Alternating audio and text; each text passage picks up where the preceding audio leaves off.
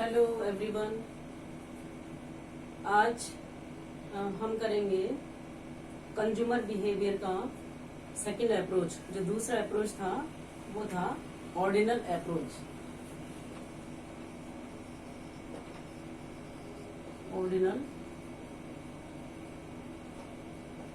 Ordinal approach या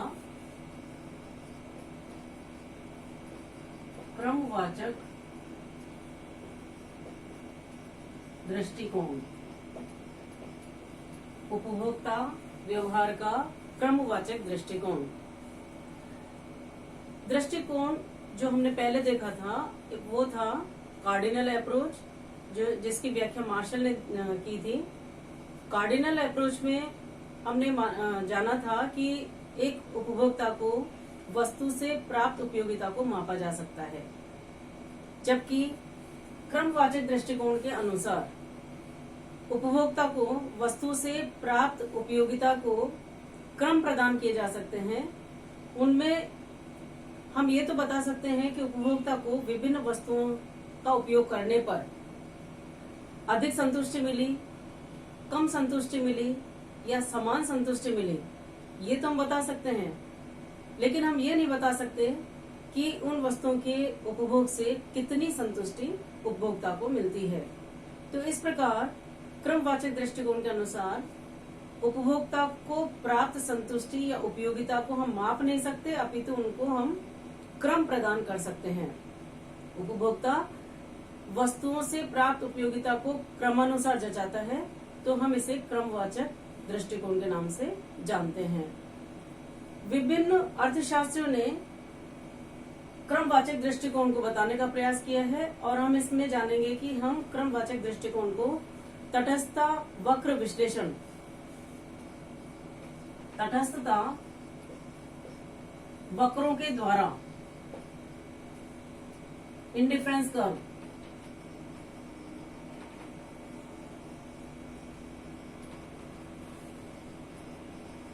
indifference curve के द्वारा हम क्रमवाचक दृष्टिकोण को समझने का प्रयास करेंगे। अब इंडिफरेंस कर्व या तटस्थता वक्र है क्या?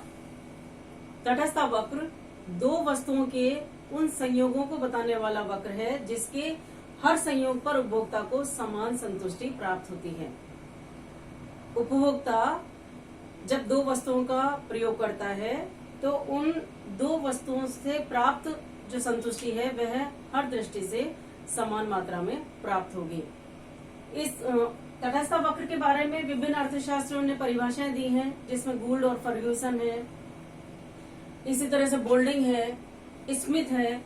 तो विभिन्न अर्थशास्त्रियों ने तटस्थता वक्र की परिभाषा दी है और इन सब परिभाषाओं से जो सामान्य निष्कर्ष निकलता है वो ये है कि तटस्थता वक्र एक ऐसा बिंदु पथ है जिसके हर संयोग पर उपभोक्ता को समान संतुष्टि प्राप्त होती है, और चूंकि वह वस्तुओं के चुनाव के मध्य तटस्थ रहता है इसलिए इसे तटस्थता वक्र कहा जाता है।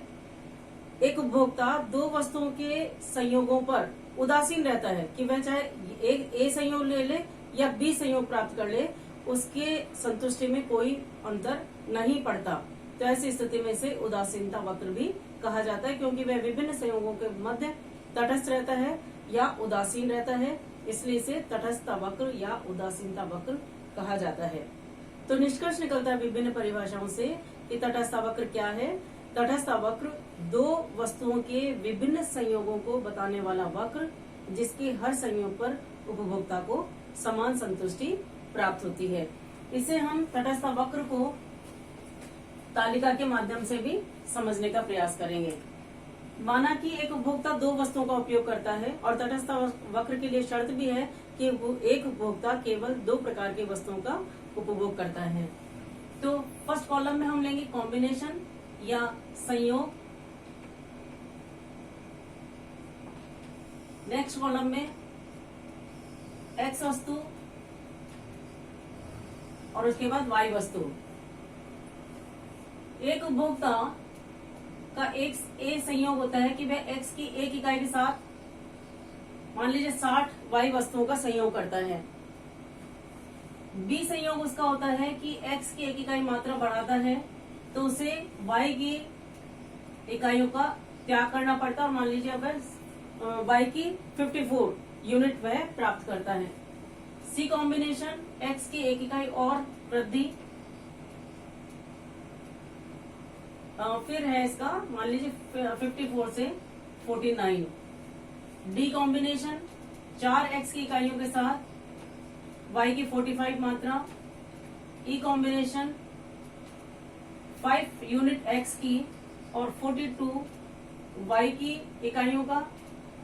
इसी तरह से F कॉम्बिनेशन 6 यूनिट x की और 40 यूनिट y की। ये कॉम्बिनेशन है। विभिन्न संयोग, ए संयोग x की 1 इकाई के साथ y की 60 इकाइयों का कॉम्बिनेशन है। बी कॉम्बिनेशन x की 2 इकाई और y की 54 इकाई। सी कॉम्बिनेशन 3 इकाई x 49 इकाई y की। डी कॉम्बिनेशन जो है 4 इकाई x की और 45 है y की। ई कॉम्बिनेशन 5 x की यूनिट है और 42 y की यूनिट है। एफ कॉम्बिनेशन 6 यूनिट x है और 40 यूनिट y का कॉम्बिनेशन है। आप तालिका में देख रहे हो कि एक उपभोक्ता जैसे जैसे x की मात्रा बढ़ाता है, x की 1 इकाई की मात्रा बढ़ाई तो उसे अब y की इकाइयों का परित्याग करना पड़ा है। y की इकाइयां कम करनी पड़ी है। फिर और इकाई x की बढ़ाई तो उसे और y की इकाइयों का परित्याग करना पड़ रहा है। तभी एक उपभोक्ता को समान संतुष्टि प्राप्त होती है। तो इस तालिका से एक तटस्थ वक्र उन दो वस्तुओं के विभिन्न संयोगों को बताने वाला वक्र है, जिसके हर संयोग पर उसे समान संतुष्टि प्राप्त होती है। अब एक कंज्यूमर जो है ए संयोग पर रहे या ई संयोग पर रहे, उसे समान संतुष्टि प्राप्त होती है। हम ये मानते क्यों? क्योंकि इसमें x की मात्रा बढ़ाता है तो उसे संतुष्टि ज्यादा मिलेगी, लेकिन चूंकि y की मात्राओं का परित्याग करता है तो संतुष्टि का ह्रास होगा, संतुष्टि में कमी होगी। तो संतुष्टि का बढ़ना और संतुष्टि का कम होना ये इस प्रकार से आपस में क्षतिपूर्ति या क्षतिपूरक का कार्य करते हैं। परिणाम स्वरूप उपभोक्ता को समान संतुष्टि प्राप्त होती है। तो यहाँ पर आप देख रहे हो तालिका में सीमांत प्रतिस्थापन दर। ये जो उपभोक्ता 1 इकाई x की मात्रा बढ़ाता है तो उसे y की मात्राओं का जो परित्याग करना पड़ता है। यहाँ तो हम देखेंगे कि डैश है क्योंकि पहले तुलना के लिए कुछ नहीं है। यहाँ 1 इकाई x की इकाई की मात्रा वृद्धि करने के लिए उसे 6 इकाइयों का y का परित्याग करना पड़ रहा है। इसके बाद यहाँ पर देखिए 1 इकाई x की बढ़ाई, लेकिन 54 से 49, अब y की मात्रा उसे 49 यानी 5 इकाइयों का परित्याग करना पड़ा है। डी कॉम्बिनेशन ऐसा है कि और 1 इकाई बढ़ाने के लिए उसे 4 इकाई का परित्याग करना पड़ा है y की इकाइयों का। नेक्स्ट आप देखोगे और 1 x की इकाई बढ़ाने के लिए 3 यूनिट इसने y की कम की है। लास्ट में आप देखते हो 1 यूनिट और अधिक x की मात्रा बढ़ाने के लिए 2 इकाइयों का ही परित्याग किया है। तो एक उपभोक्ता x की मात्रा बढ़ाने के लिए y की मात्राओं का परित्याग कर रहा है, लेकिन आप देख रहे हो परित्याग करने की जो दर है, पहले 6 थी, फिर 5 है, फिर 4 है, 3 है, 2 है। इस तरह से त्याग करने की जो मात्रा है पहले की तुलना में कम होती जा रही है। और ये स्वाभाविक भी है, एक मानव स्वभाव है कि जैसे जैसे एक उपभोक्ता के पास जो जिसकी मात्रा बढ़ती जाती है उसके प्रति उसका जो है मोह कम हो जाता है। ऐसी स्थिति में जो त्यागी गई मात्रा है उससे बची हुई से संतुष्टि अधिक होने के कारण अब वह पहले की तुलना में कम त्याग कर पा रहा है। तो एक इंडिफरेंस कर्व या तटस्थ वक्र दो वस्तुओं के उन विभिन्न संयोगों को बताने वाला वक्र है, जिसके हर संयोग पर उपभोक्ता को समान संतुष्टि। अब यहाँ पर संतुष्टि कैसी है? इसकी समान संतुष्टि है। चाहे वह कॉम्बिनेशन ए ले ले तो भी उतनी संतुष्टि मिलेगी, डी पर रहेगा तो भी उसको उतनी ही संतुष्टि मिलेगी। तो हम ये मान के चलते हैं एक उपभोक्ता उन विभिन्न संयोगों में से किसी भी संयोग का चुनाव कर सकता है और उस पर उसे समान संतुष्टि प्राप्त होती है। तो ये तो था तटस्थ वक्र का या इंडिफरेंस कर्व का तालिका के द्वारा स्पष्टीकरण। अब अगर हम इसी तालिका को रेखा चित्र के रूप में बनाएं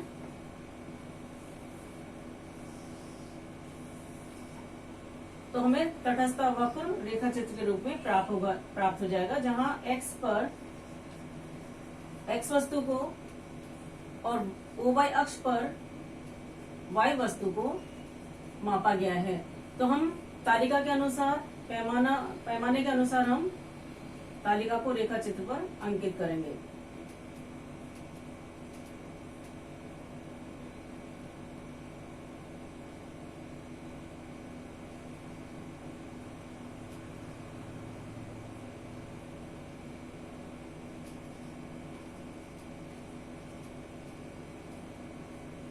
और ये 16। इसी तरह से OX अक्ष पर x की इकाई,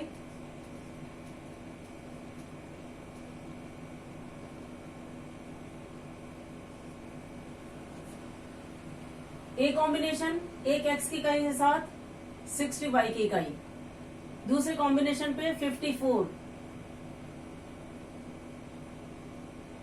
और तीसरे पर 49, फोर्थ यूनिट पर 45, फिफ्थ पर 42 और सिक्स पर 40। तो आप देख रहे हो इस तरह से ये जो इंडिफरेंस कर्व हमें इस तरह से प्राप्त होगा, ऊपर बाएं से नीचे दाईं ओर जाता हुआ। हम जो तालिका है, तालिका को अगर हम रेखा चित्र के द्वारा प्रदर्शित करें तो ये तटस्थ वक्र हमें रेखा चित्र के रूप में प्राप्त होता है। तो इसमें आप देख रहे हो तटस्थ वक्र ऊपर बाएं से नीचे दाईं ओर जाता हुआ होता है और मूल बिंदु के प्रति उन्नतोदर होगा। इसका हम इसकी विशेषताओं के बारे में समझाने का प्रयास करेंगे कि इसका स्वरूप किस प्रकार का होता है। तो तटस्थ वक्र के बारे में आपने जाना कि दो वस्तुओं का ऐसा समूह या ऐसा संयोग जिसके हर संयोग पर उपभोक्ता को समान संतुष्टि प्राप्त होती हो, उसे तटस्थ वक्र कहा जाता है। तो इस प्रकार ये तटस्थ वक्र के विभिन्न संयोग हैं। एक उपभोक्ता ए बिंदु पर रहे या डी पर रहे या एफ, इसके किसी भी संयोग पर या किसी भी बिंदु पर उपभोक्ता रहता है तो उसे समान संतुष्टि प्राप्त होती है। ये था तटस्थ वक्र का तालिका और रेखा चित्र के द्वारा स्पष्टीकरण। अब इसकी मान्यताएं हैं। तटस्थ वक्र की मान्यताएं। तटस्थ वक्र में केवल दो ही वस्तुओं का उपयोग किया जा सकता है। पहली मान्यता यह है कि केवल दो ही वस्तुओं का उपयोग किया जा सकता है। दूसरी मान्यता इसके बारे में है कि तटस्थ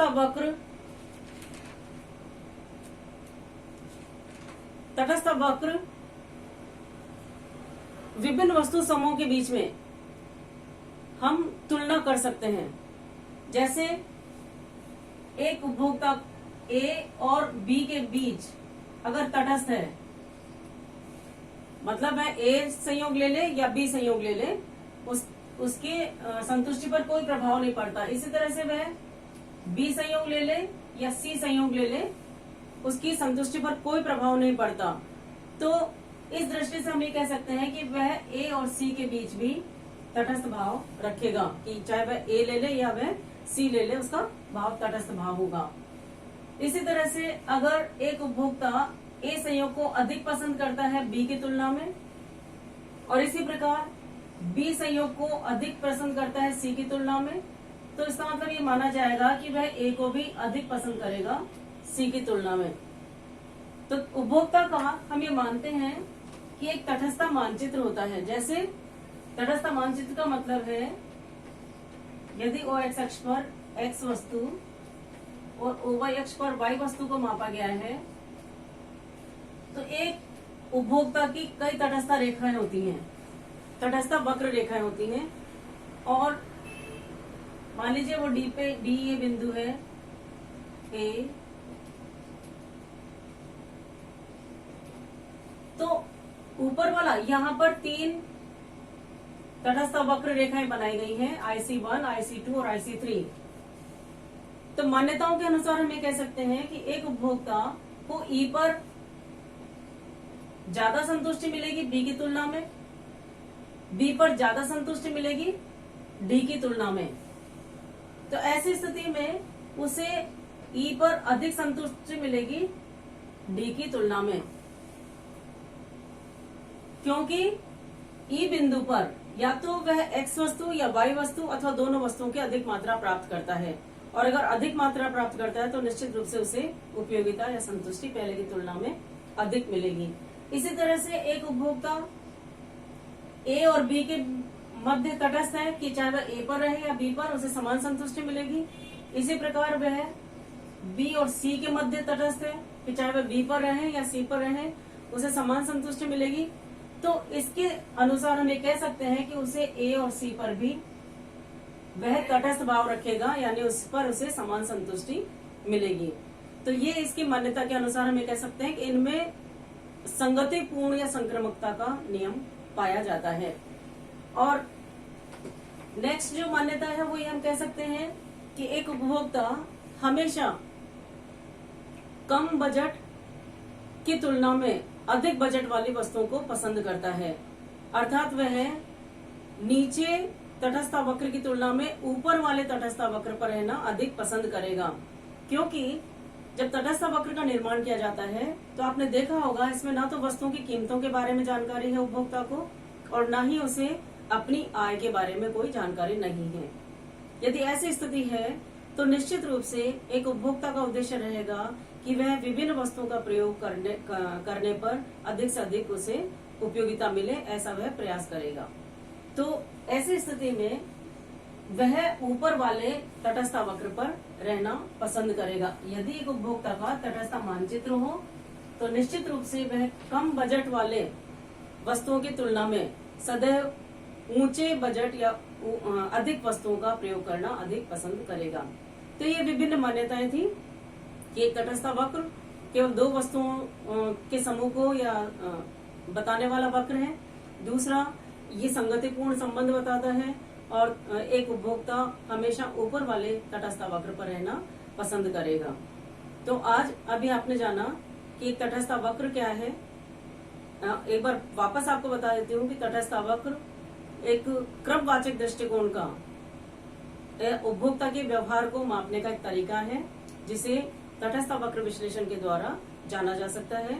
इसमें मुख्य रूप से हिग्स ने अपनी महत्वपूर्ण भूमिका निभाई है। आगे चलकर हम देखेंगे कि एक उपभोक्ता के साम्य स्थिति को किस तरह से रेखा चित्र के द्वारा प्रदर्शित किया जा सकता है। धन्यवाद।